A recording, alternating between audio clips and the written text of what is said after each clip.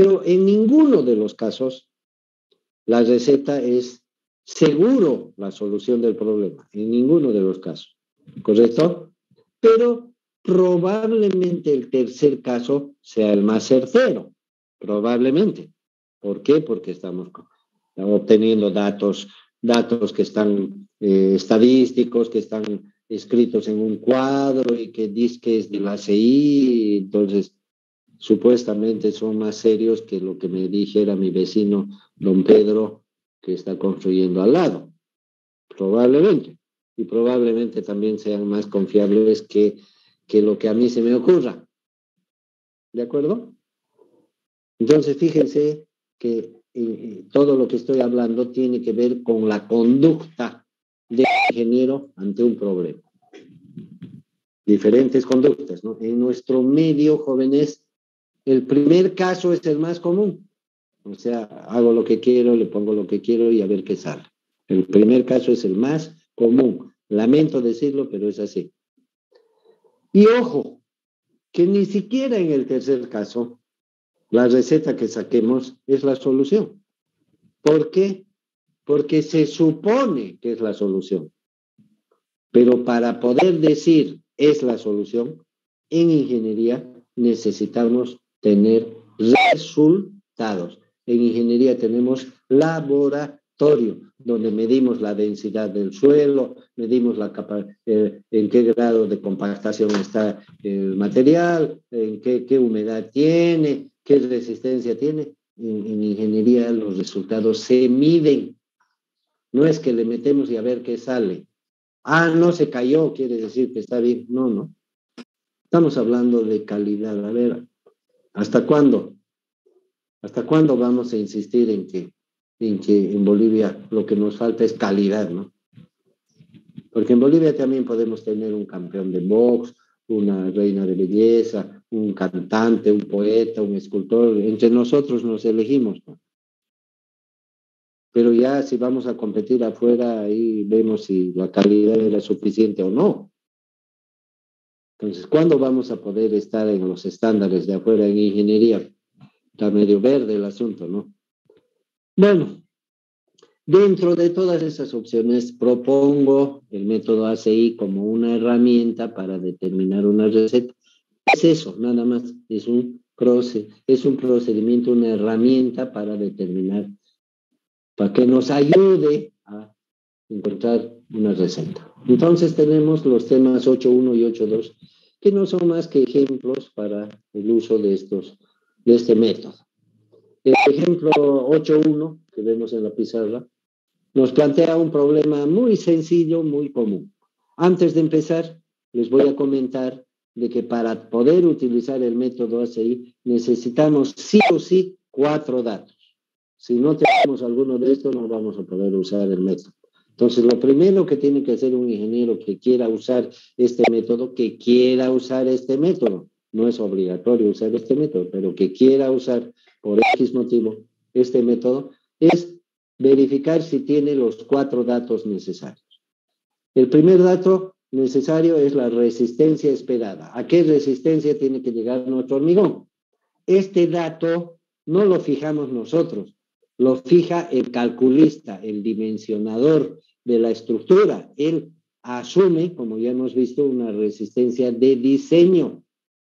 Y con esa resistencia de diseño se fija la resistencia esperada de laboratorio. Esta es la que nos interesa porque queremos usar una receta para construir la estructura que ya está diseñada. Por lo tanto, la resistencia de espera es un dato, número 1. Número 2, necesitamos el peso unitario compactado seco del agregado grueso que vamos a usar. Si no lo tenemos, hay que hacer el ensayo o adoptar un valor, no sé, de cómo, ¿no? Luego necesitamos el tamaño máximo del hormigón que vamos a usar, del agregado grueso del hormigón que vamos a usar, el tamaño máximo. Ya hemos estudiado cómo se determina el tamaño máximo. El peso unitario compactado, también ustedes ya saben cómo se lo obtiene en laboratorio. Entonces vamos repasando. Resistencia, peso unitario del agregado grueso, tamaño máximo del agregado grueso. El cuarto dato que necesitamos es el módulo de fineza del agregado fino. ¿Ok? Listo. Con esos datos, van a disculpar, tengo una llamada, parece urgente. Me disculpan, por favor. Hola, estoy en clases.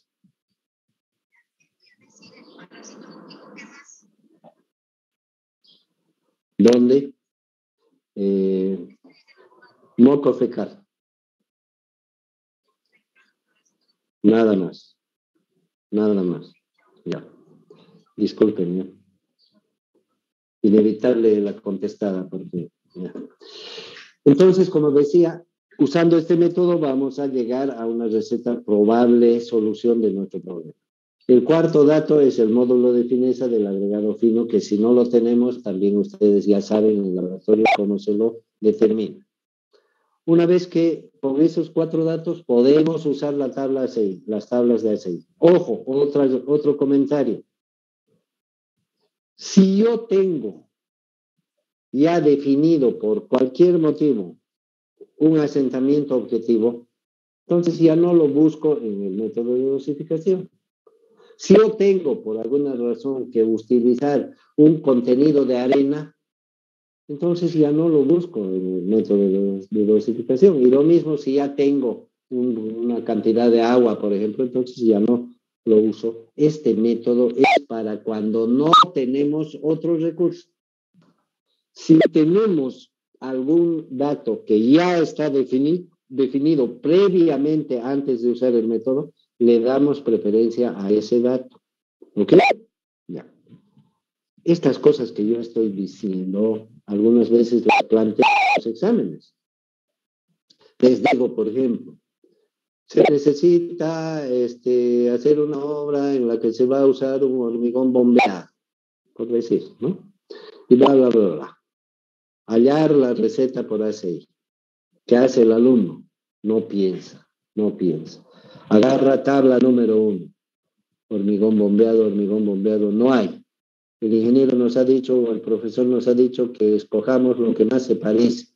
Y la obra es un pavimento. Entonces, aquí dice losas y pavimento. Asentamiento 8 a 10. 2 a 8 pone lo que está viendo en la tabla. Y está seguro que está bien, porque está usando la CI, porque está siguiendo las reglas, y porque aquí dice 8 a 2. Pero no ha tomado en cuenta que le hemos dicho hormigón bombeado. Y el hormigón bombeado pues tiene que ser fluido. Tendrá que tener 14, 12 de asentamiento.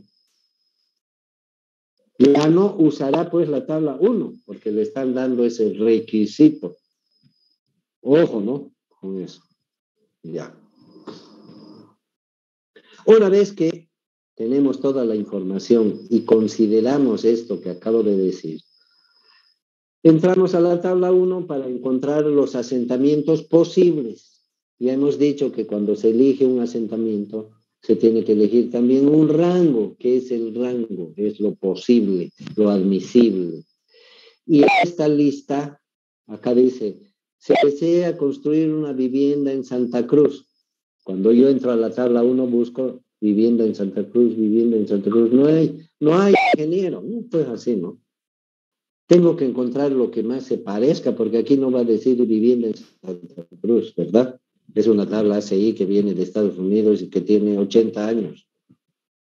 Por eso estas flechitas que nos muestran todo lo que tiene que ver con una vivienda en Santa Cruz, todas estas flechitas tienen que ver. Entonces, alguno de estos rangos de asentamiento escogeré. Ok, escojo uno. Ya les he dicho que es una herramienta, no es la solución. La tabla número 2 nos da las cantidades de agua. Ya hemos dicho que el asentamiento, la plasticidad, la trabajabilidad tienen que ver con en mayor proporción con la cantidad de agua. Es el factor más importante. Entonces, las cantidades de agua que están acá son las que necesitamos para obtener los asentamientos que supuestamente estamos eligiendo. Aquí dice 5. Pero si yo me fijo aquí, la tabla dice de 3 a 5, de 8 a 10. Estos numeritos que están con paréntesis los he puesto yo. La tabla original no tiene esos numeritos. Los he puesto yo. ¿Qué es el 4? Es el promedio entre el 3 y 5. ¿Qué es el 9? El promedio entre 8 a 10. ¿Para qué? Para facilitarles a ustedes, porque como la cantidad de agua se obtiene con el asentamiento y con el tamaño máximo, acá tenemos los tamaños máximos, no hay problema. Si el tamaño máximo es 2 pulgadas, 50 milímetros, aquí está, entramos acá. Pero ¿cuál fila vamos a escoger para entrar acá? Por eso les he puesto estos numeritos al medio para facilitar el asunto. Tenemos 5 de asentamiento, 5 está entre 4 y 9, entonces usamos estos dos valores. Si ustedes quieren, interpolan o si no, aproximan. Porque la interpolación exacta, 164.17, no tiene mucho peso, porque estamos buscando una receta probable. Ya les he dicho que la primera opción es inventarse, ¿no? Entonces, aquí estamos hablando del otro extremo de poner aritméticamente 167.14, ¿no? Pero no está mal, tampoco está mal, ¿no? El mejor recurso para un estudiante de ingeniería es pues interpolar. Bueno, interpolan, ok. Esta tabla número 2 tiene ciertas características, probablemente es la más compleja, entre comillas, de todas las tablas, porque nos exige, antes de usarla, definir cuál va a ser nuestro grado de exposición. Esto de acá abajo son los grados de exposición de nuestro hormigón. La exposición puede ser normal, puede ser grave o severa o puede ser moderada. Esto tiene mucho que ver con la durabilidad del hormigón, porque si nuestro hormigón está expuesto a condiciones graves, críticas o severas, entonces nuestro hormigón pues va a durar menos, ¿no? ¿Por qué? Porque tiene elementos agresivos o cualquier otra razón que le afecte. En cambio, un hormigón que no tiene ninguna cosa adversa, probablemente tiene más posibilidades de sobrevivir, si vale el término. Entonces, en otros países que no son el nuestro, los ingenieros se preocupan mucho de la durabilidad de las estructuras, de que duren el tiempo que está previsto.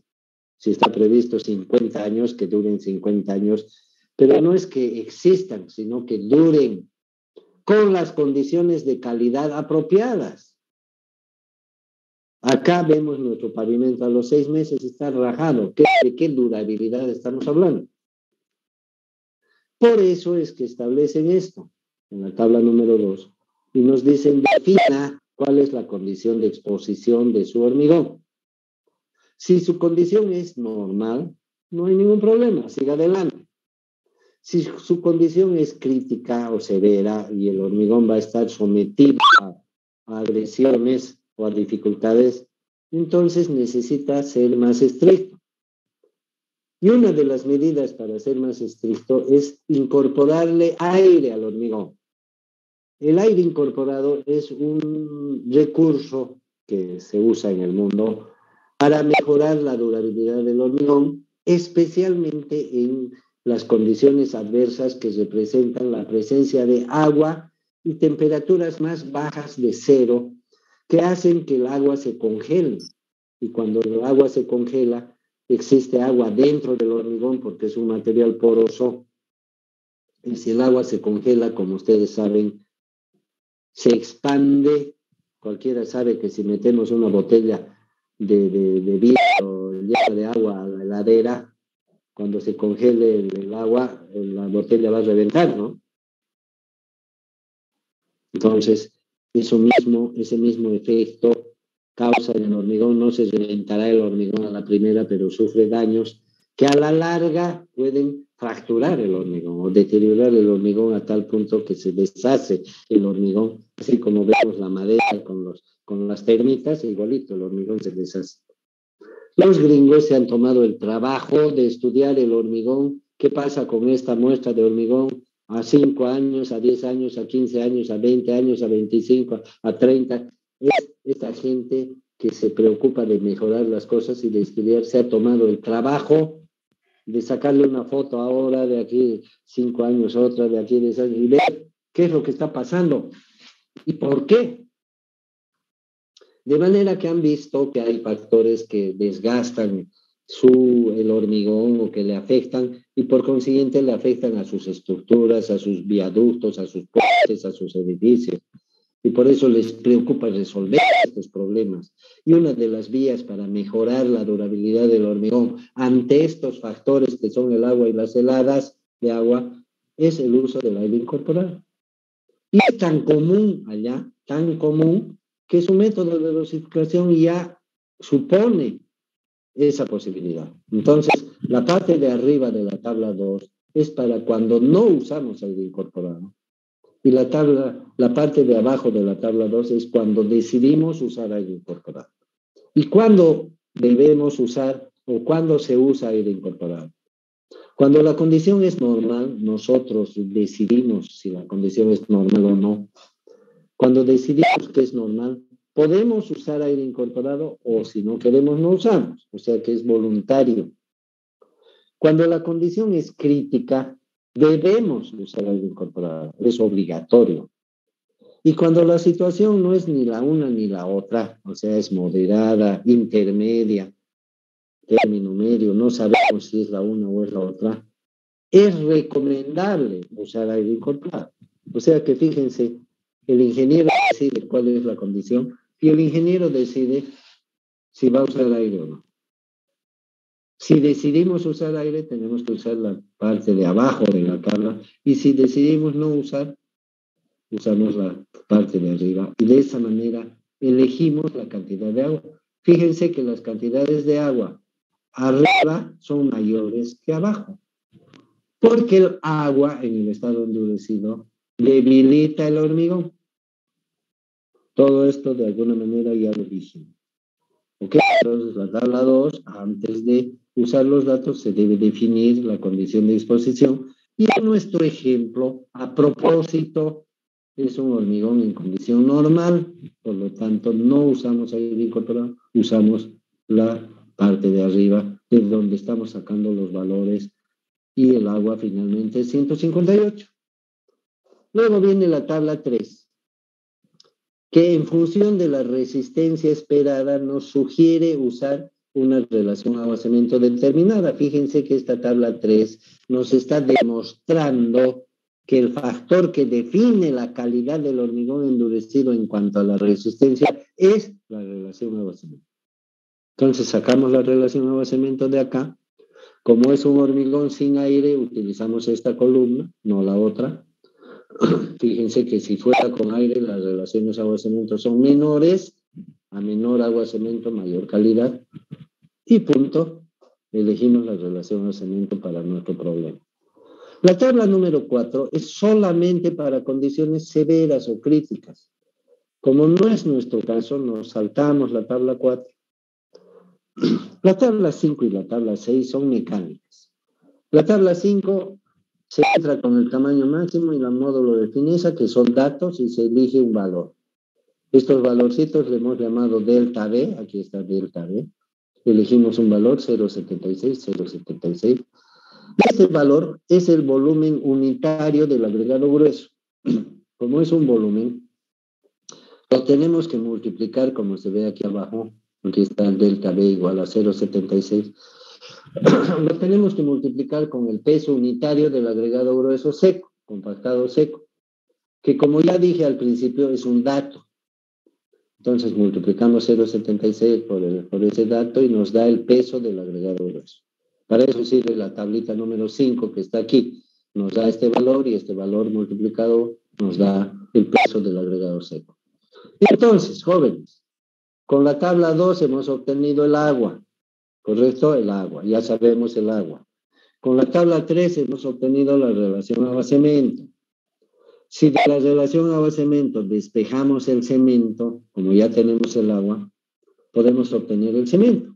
Entonces, resumen, hasta la tabla 3 o 4, la 4 no la estamos usando en este ejemplo, ya tenemos el agua y el cemento. Con la tabla 5 tenemos el agregado grueso. O sea que solo nos falta el agregado fino. Con la tabla 6 obtenemos el agregado fino de manera indirecta, porque la tabla 6 nos permite conocer el peso unitario probable de nuestro hormigón completo. Vale decir, cemento más agua más grueso más fino, hormigón completo, peso unitario probable. Si a este peso unitario probable le restamos cemento, agua y grueso que ya conocemos, el saldo será el fino. De manera que ya tenemos la receta completa.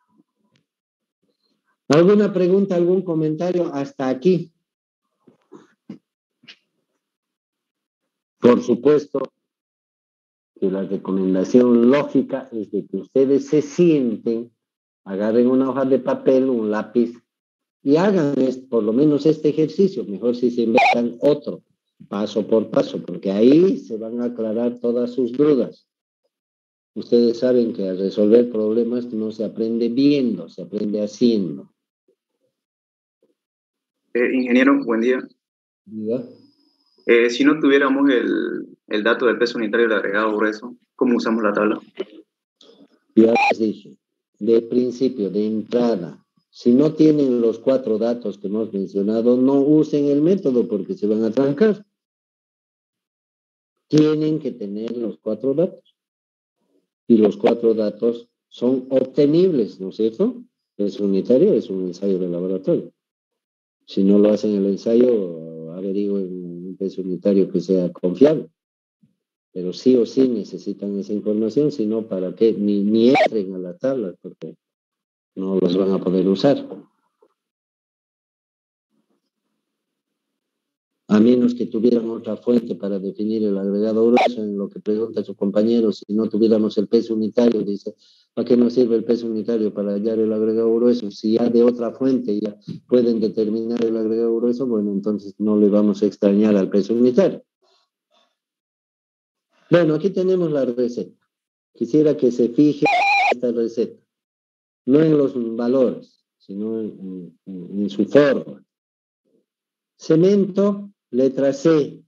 Agua, letra A. Agregado grueso, letra G. Agregado fino, letra F. Todas minúsculas. Son convencionalismos. Así se representa una receta de hormigón en español. En inglés, agua es W, ¿no? Water. Entonces, cemento, agua, grueso, fino, acostúmbrense a escribir así. Otra cosa. Normalmente, siempre se adopta esta secuencia. Primero el cemento, luego el agua, luego el grueso y luego el fino. No sé por qué, pero así es. Entonces, si un ingeniero escribe grueso, tanto, fino, alterando esto, cualquiera que lea esto va a decir que es raro este ingeniero, ¿no? Que es raro. Segunda recomendación. Tercera recomendación. Todos los números son enteros, fíjense, no llevan decimales. Porque la aproximación en una receta como esta es suficiente, valores enteros. Tercera observación. ¿Por qué? Porque toda esta receta es para 1 metro cúbico de hormigón, 1 metro cúbico. Así que 226.4, ese 0,4 no tiene ninguna importancia en un cubo de hormigón. Pero si fuera una receta para un poquito de hormigón, seguramente sí tiene importancia. En recetas, toda receta de hormigón siempre se escribe para un cubo. En Estados Unidos, Inglaterra y otros países que usan el sistema inglés, toda receta es para una yarda cúbica, para una yarda. En nuestros países es metro cúbico. Siempre en kilogramos, siempre en peso. Una receta no se escribe cemento 4 bolsas, agua 4 baldes, grueso 2 carretillas. No se escribe así. Se usará, eso es otra historia, pero se escribe en kilogramos. En Estados Unidos, Inglaterra y otros países usan libras. Así que si están leyendo algún texto en inglés, no confundir, no confundir. Ingeniero, en ese caso se utilizaría, perdón que le interrumpa, toda la receta la redondeamos al número menor. Menor, mayor no va a tener influencia, pero usamos lo que sabemos en ingeniería, mayor a 0,5 al mayor, menor a 0,5 al menor y punto. No nos hacemos bien. Todos los valores de agregados siempre con su humedad, siempre con su humedad. En tecnología del hormigón se suele usar seco, como humedad patrón. O también van a encontrar recetas SSS, saturado superficialmente seco. Siempre todo peso de agregado tiene que estar con su humedad, porque si no tiene su humedad, jóvenes, es un valor errado.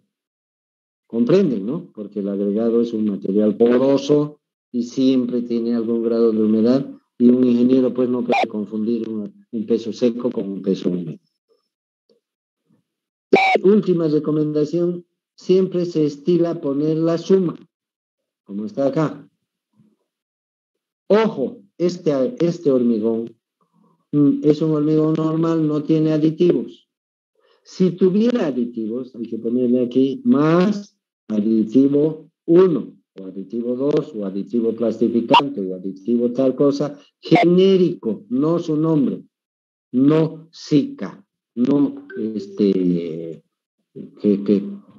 sé yo, plastificante alfa, no, genérico, plastificante, aditivo incorporador de aire, genérico, o si no, AD1, AD2, AD3, significa que existen aditivos en los recetas.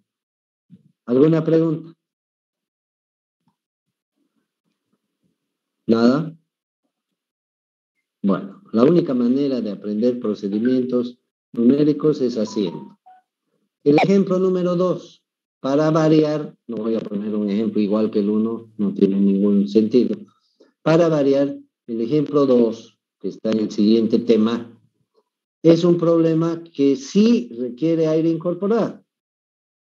Entonces, existen condiciones que ponen en riesgo la durabilidad del hormigón. Por eso le puse yo aquí Uyuni. El otro era en Santa Cruz, ¿no? Uyuni es un lugar frío, ¿no? Donde se congela el agua. Ojo con eso, ¿no? ¿Para qué habrá puesto Uyuni? Para eso, pues, para que lo consideren. Podría decir la Antártida, podría ser el Polo Norte, podría ser algún otro lugar, ¿no? Que sé yo, frío. Hasta el altiplano, de repente, no sé. Y también hablamos de peso unitario compactado del agregado grueso, que es dato ok. Resistencia esperada, que es dato ok, aunque aquí dice cúbica, bueno. Pero no veo acá el módulo de fineza, ni veo tampoco el tamaño máximo. Entonces, como le preguntaba a su compañero, si no tenemos un dato, tenemos que obtenerlo, si no, no, para nada no nos sirve el método. Esta tablita de granulometría del agregado fino nos servirá para obtener el módulo de fineza. Y también tenemos que obtener el tamaño máximo, aprovechando para poner un ejemplo del tamaño máximo. Ya sabemos cómo se obtiene el tamaño máximo, tema superado. Tamaño máximo debe ser menor o igual a 1/5 de la dimensión, menor a 1/3. ¿De dónde sacamos estos datos? De los planos. Se supone que ya existen los planos de la obra, así como existe la resistencia esperada que la fijó el diseñista, el calculista, también tiene que existir plano. En los planos veremos de qué medidas son las dimensiones de las columnas, las vigas, las zapatas, las losas, etc. Y ahí buscaremos y determinaremos cuál es la menor dimensión, cuál es la menor losa y cuál es el menor espacio entre fierros. La parte que tenemos que hacer y ubicar estos puntos críticos. Con estos datos, aplicando estas exigencias, haciendo los números que correspondan, definiremos el tamaño máximo. En este ejemplo está bien clarito. Por ejemplo, aquí dice, el primer criterio no es aplicable porque nuestro caso es una losa. Entonces, el primer criterio, menor dimensión del elemento, no aplica, porque el segundo habla de losas y esta es una losa. El tercer criterio tampoco aplica, porque habla de fierros y esta es una losa que no tiene fierro. Entonces, ojo con todo eso. Por algo lo hemos estudiado y por algo lo han aprendido, se supone, se halla el tamaño máximo. así como se halla el módulo de fineza. Ahora recién estamos listos para usar el método ACI y seguimos el mismo procedimiento que ya hemos mencionado antes. En este caso es pavimento, buscamos aquí, no vamos a encontrar pavimento en Uyuni, no vamos a encontrar, pero vamos a encontrar algo parecido y lo definimos a menos que, como puse ese ejemplo de bombeado, ya tengamos otra información, ¿no? Prioritaria. En este caso no pasa nada, así que elegimos de 2 a 8 como se indica aquí con las flechitas. Luego pasamos a la tabla número 2, se ha fijado un asentamiento de 4. Acá tenemos en la tabla número 2, definimos qué condición. Las cosas están dadas para que la condición sea severa. Esta definición de las condiciones de exposición normal, moderada y severa es una traducción del inglés. Y si ustedes leen, yo no lo hallo muy claro. No lo hallo muy claro. Entonces, para facilitarles la vida, les voy a decir lo siguiente.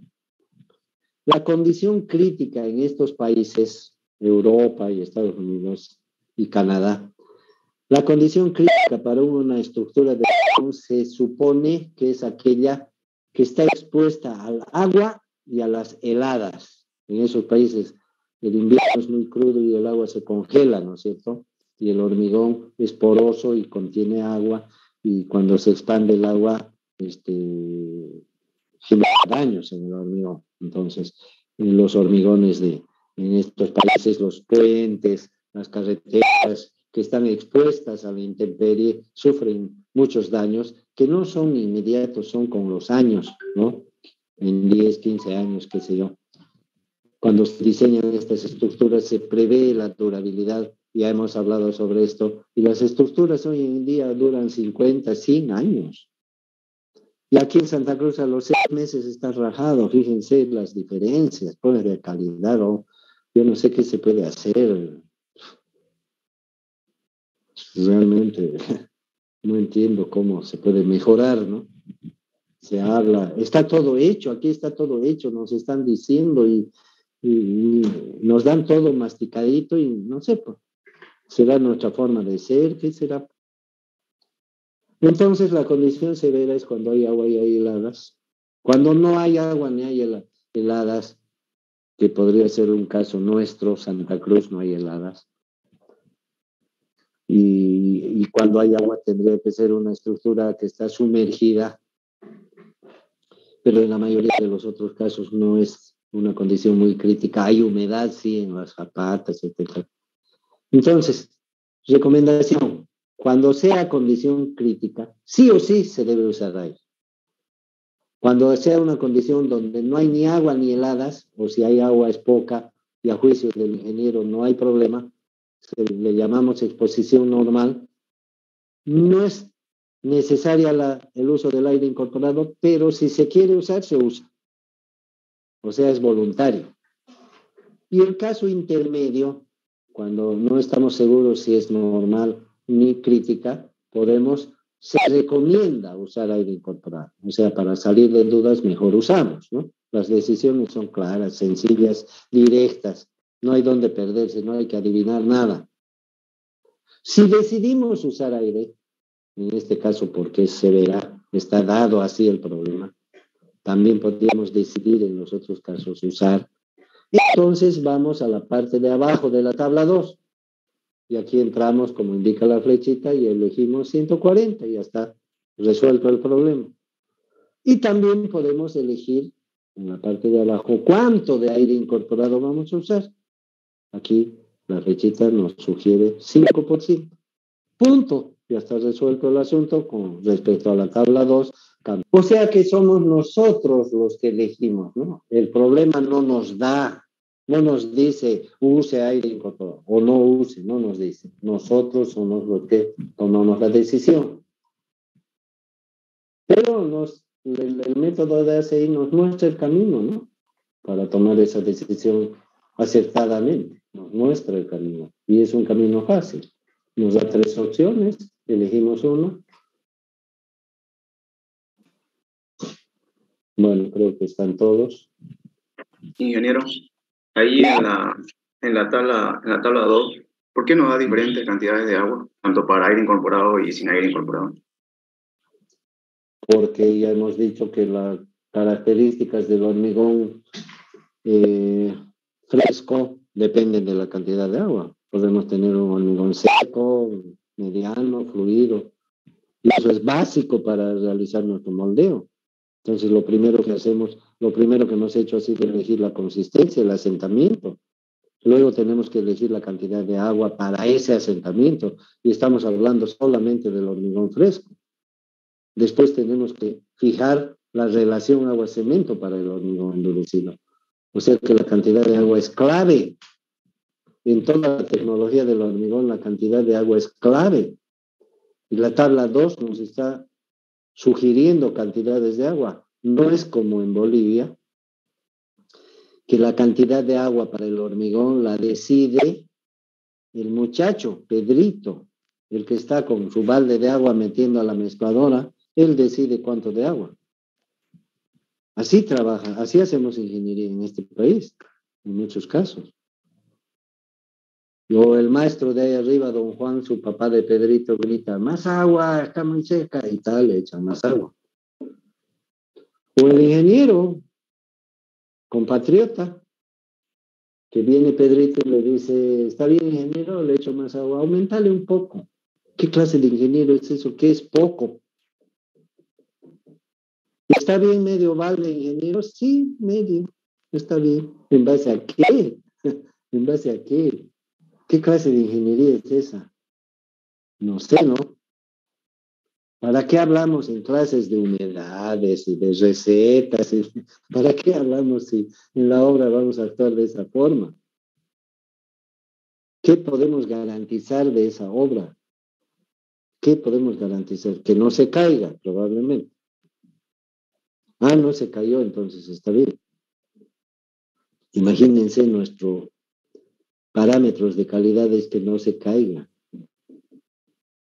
Menos mal que no somos médicos, y yo lo digo siempre, ¿no? Porque nuestro parámetro de calidad sería que no se muera. Que no se muera. No curarle, sino que no se muera. Ah, no se ha muerto, sé que soy buen médico. Gravísima la situación. Bueno, vayamos, estamos en el 8.2, ¿no? Una vez que tenemos entonces el asentamiento y el agua, pasamos a la tabla 3. La tabla 3 nos decide la relación agua-cemento. Entramos con la resistencia y aquí, en este caso, debemos pasar a la columna con aire incorporado. La otra era sin aire. En el ejemplo anterior hemos usado esta columna, en este caso usamos esta columna y entramos con la resistencia que nos piden en el problema. En el problema nos fijan una resistencia cúbica. Aquí la tablita tiene algunas notas. Sigan, miren por lo menos, pues, por favor. Y en función de eso definimos una relación agua-cemento. Sin embargo, ojo con esto. En este ejemplo, como es una exposición severa, crítica, el hormigón está en riesgo, entramos a la tabla 4, que esta tabla 4 se utiliza justamente en esta condición severa. Y la tabla 4 nos dice, ojo, su hormigón está en riesgo, su durabilidad está en riesgo. Verifique si la calidad de este hormigón va a ser suficiente o no. Acá la tabla 3 nos dijo, use agua-cemento 0,58 porque con eso obtiene su resistencia. Pero la tabla 4 nos dice, verifique si esa relación agua-cemento es apropiada o no. Y a través de la tabla 4 definimos que la relación agua-cemento no debe ser mayor de 0,50. No debe ser mayor. Y en la tabla 3 nos decía 0,69. Entonces, obligatoriamente tenemos que usar agua-cemento máximo 0,5. Por consiguiente, decidimos 0,5. Fíjense cómo acá prevalece la durabilidad y la resistencia queda en segundo plano. Obviamente un hormigón con 0,5 va a superar de lejos al hormigón de 0,69 la resistencia, pero también garantiza la durabilidad. Eso es lo que en otros países hacen y aquí no hacemos. Aquí solamente nos interesa la rotura de la probetita, o sea, la resistencia física. Y fíjense que estamos muy lejos de obtener una calidad buena, especialmente en los casos en que el hormigón presenta riesgos. En otros países el riesgo viene de la intemperie o de las agresiones que puede sufrir por otras sustancias o por alguna causa especial, pero en nuestro país hay que aumentarle que el riesgo de durabilidad es porque está mal hecho el hormigón, ¿no? Es otro riesgo. En otras partes suponen que está bien hecho el hormigón, por lo tanto los riesgos se atribuyen a otros factores ajenos al hormigón. Acá tendríamos que aumentarle el hecho de que el hormigón no está bien hecho, o sea que el riesgo es doble. Bueno, la tabla 5 y la tabla 6 ya les he dicho, ¿no? Son mecánicas. Igualito que en el anterior caso, entramos con tamaño máximo, módulo de fineza, hallamos en este ejemplo el módulo de fineza hay que interpolar, por decir algo, o extrapolar, también se puede extrapolar si no está aquí. Y hallamos el módulo de fineza, y hallamos el tamaño máximo, y hallamos delta B, y hallamos el peso unitario del hormigón, y con el peso unitario definimos el agregado fino. Y finalmente, siguiendo toda la mecánica aritmética, llegamos a la receta, que está aquí, que tiene todos los requisitos que ya hemos hablado antes, con la única diferencia de que acá aparece el aditivo. Y aquí están las recomendaciones para escribir correctamente una receta que ya les he comentado. Estos requisitos se tienen que cumplir cuando escribimos una receta, cuando estoy dando clases, cuando estamos aprendiendo, cuando hacen un informe, cuando hacen una tesis, cuando se comunican con otro ingeniero, cuando, qué sé yo. Este es un formato de exportación y es un formato técnico entre ingenieros, no podemos escribir de otra manera. Pero entre nos, en nuestra casa, en nuestra obra, podemos escribir receta, 2 bolsas, 4 latas, siempre que sepamos cuáles latas, ¿no? Porque no es lo mismo una lata de aceite que una lata de pintura, por poner un ejemplo. Si es que estamos usando estas latas como recipientes para medir los volúmenes. Las carretillas, 2 carretillas, tampoco las carretillas son iguales, ¿no? Hay carretillas grandes, chicas, medianas, qué sé yo. Entonces, pues, hagamos nuestro papel de ingenieros. Ya cuando tengamos que escribir esa receta, tenemos que aplicar nuestros conocimientos, peso unitario suelto, peso unitario compactado, peso específico. Un ingeniero civil en cualquier momento puede convertir, estoy suponiendo, espero no equivocarme, en cualquier momento puede convertir estos 280 kilos de cemento, lo podemos convertir en bolsas, ¿no? Lo podemos convertir en carretillas, lo podemos convertir en baldes, lo podemos convertir en latas, lo podemos convertir en litros. Lo mismo este agregado, ¿no? Lo podemos convertir en agregado suelto, en agregado compactado, en latas, en baldes, en carretillas, o eso. Porque ese es el trabajo del ingeniero y en este momento del estudiante de ingeniería, que son ustedes que están aprendiendo. Por lo tanto, yo estoy en libertad de decirles una carretilla de agregado grueso, ¿cuántos kilos son? Y un alumno muy despierto me dirá, ¿con qué humedad, ingeniero? Me dirá, ¿no? Porque todo agregado que tenga relación con su peso tiene sí o sí que saberse su humedad. Bien, creo que he dicho lo que habría que decir. Díganme ustedes en qué parte, qué está mal, sugerencia, ¿no? La única manera de que esto capte en mejor forma, y porque no se van a acordar todo lo que he dicho, la única manera es que se sienten a hacer el ejercicio. Sugiero que se sienten, no se sienten antes del segundo parcial, el día antes o 2 días antes, no. Háganlo ahora. ¿Por qué ahora?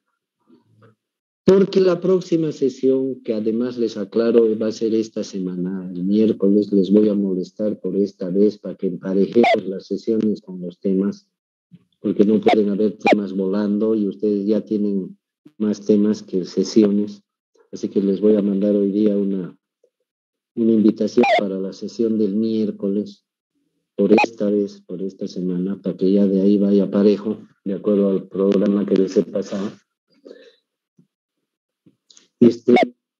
háganlo ahora, porque ya lo que viene a partir de la próxima clase de los temas siguientes son aplicaciones de esto. Entonces, si esto no lo han captado bien, que es la primera parte, la más fácil, más adelante se van a chipar más, porque es progresivo, ¿no? A, con el A se hace el B, con el B se hace el C, así, sucesivamente. Entonces, difícilmente un alumno que esté en el tema C lo va a captar y lo va a poder agarrar el asunto si no ha estado en el A ni en el B. Y peor si no ha hecho, no lo ha mirado un poquito. De ese tiempito ahora que todavía lo tienen, porque de aquí a 2 semanas van a reventar, todos vamos a reventar. De hace un tiempito hagan los problemas, o por lo menos agarren una hojita y háganle seguimiento a los 2 temas de hoy día, anotando a la derecha cualquier cosa, verificando con su maquinita de calcular, y pregúntenme cualquier cosa por WhatsApp, yo estoy a su servicio. ¿Para qué? Para la próxima sesión, bueno, que va a ser el miércoles, o para lo que ya viene, ya estén un poco más metidos en el tema. Un último comentario. Yo sé que a veces les canso, pero no encuentro otra manera de transmitirles. Un comentario. Otro comentario. No es que ustedes van a hacer los ensayos el día de mañana. Seguramente cuando sean ingenieros van a mandar a hacer los ensayos o van a contratar a alguien que los haga. No es que van, pero tienen que saber cómo se hace. Porque si no, pues se la charlan, ¿no? ¿Sí o no? Tienen que saber qué está pasando, tienen que saber cuál es el defecto, cuál es el problema o cómo lo pueden resolver. Eso se llama criterio. Lo que estamos aprendiendo es conocimiento. Cuando al final armamos el paquete con el conocimiento y con la información que tenemos y empezamos a aplicarla, ahí es donde vamos formándonos criterios sobre las cosas. ¿Y el criterio para qué sirve? Para tomar decisiones. De modo que cuando Pedrito nos pregunta, ingeniero, ¿le aumento más agua? Sí, auméntale 1/4 balde de este balde, el amarillo, no el verde. Te lo voy a marcar. Esto es 1/4 balde. Tienes que aumentarle. No te pases ni le pongas menos. Previo calculito con su máquina de calcular. ¿Por qué 1/4 balde? No es a lo que le parezca. Porque ese 1/4 balde representa X litros por metro cúbico. Y esos X litros por metro cúbico representan una subida o bajada de la relación agua-cemento.